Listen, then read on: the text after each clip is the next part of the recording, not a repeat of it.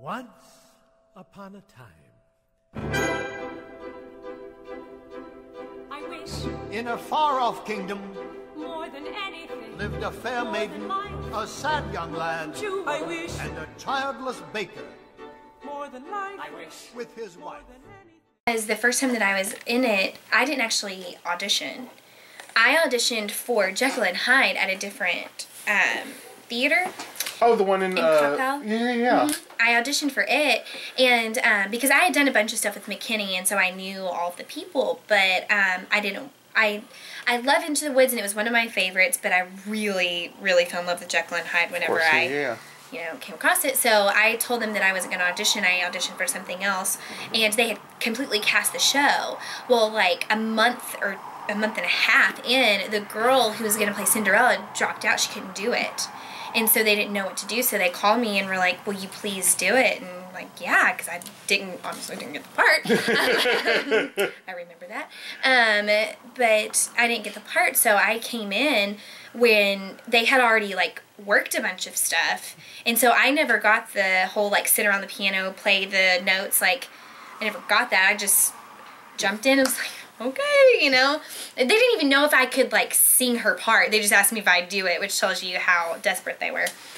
But it ended up being a really good experience. So, like, even coming from it from a different point of view, you know, like, I really wanted to do it, to do this. And so it's totally different because I'm here from the beginning. For not being here all the time, it's on my mind all the time. You know, I mean, I wake up and I've got something in my head, but it's never my song. It's somebody else's song. I'm like, well, it would be helpful if I could remember my song. Yeah. Rapunzel's freaking lines and that stupid, the hair song. Yeah. I wake up singing that. I'm like, I don't need to be hearing this. You don't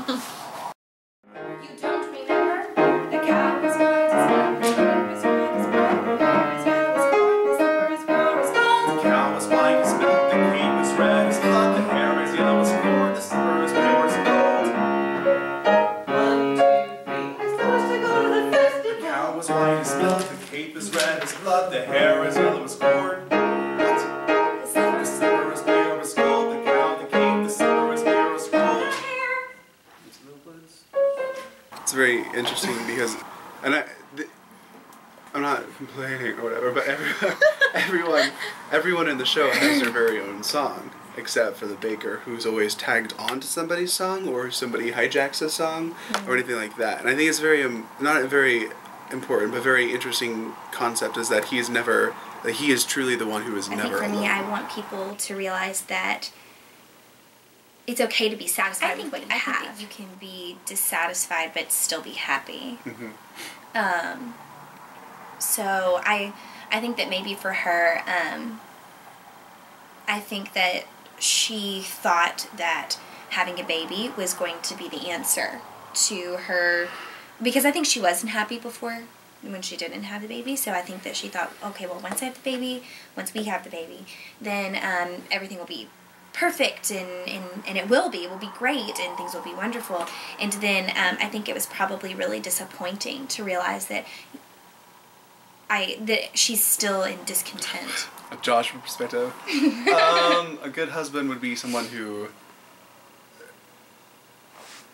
it's hard to say, because I would say a good husband would be a good mother, because that's what I want. I want someone to take, you know, to be taken care of and things like that, and make sure not necessarily the one who makes money and whatever, but, you know, bring the nurturer as opposed to the provider. What was that? Was that me?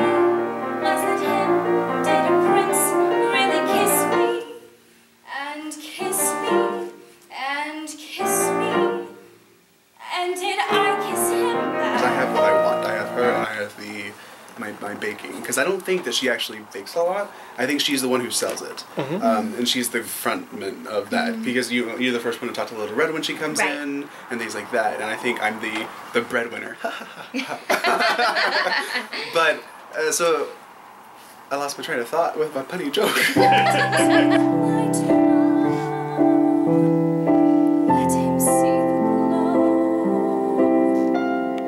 Things will be alright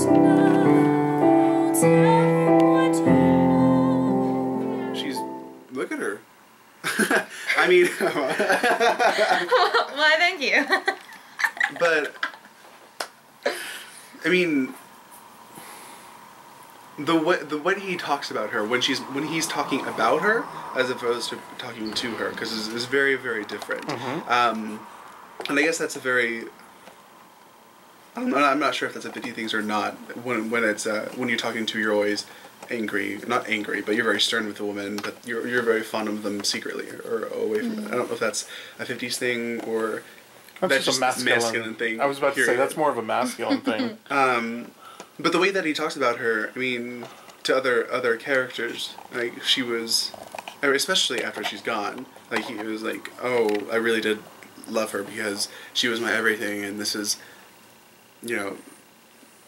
So I think there's a great amount of love there. It's just that it's hidden by, you know, I guess embarrassment for not having a child, insecurities of not being able to supply her other than bread. Have a baker for bread. You're thriving. There's something about the woods, not just surviving. You're blossoming in the woods. At home, might feel we'd stay the same forever, and then out here, your passion and charm be considered. It takes one to begin, but then once you become, it takes two of you, it's no fun. But what needs to be done, you can do. When there's two of you, right there, it's because I'm becoming aware of us as a pair of us, each accepting a share. Well, and like right after they finish singing, then they get in a big argument. Yeah. Like all Real married. life. Like You all can have your married dreams, couples. but don't take it for granted. Like, it makes sense. Makes sense. It's like they have no forethought. Right. Very impulsive. Everything is done with impulse in the show. All ADHD. All of Grimm's fairy tale characters have ADHD. They're like, you know. Wow. I kind of like that. Explains a lot of the music. It's true.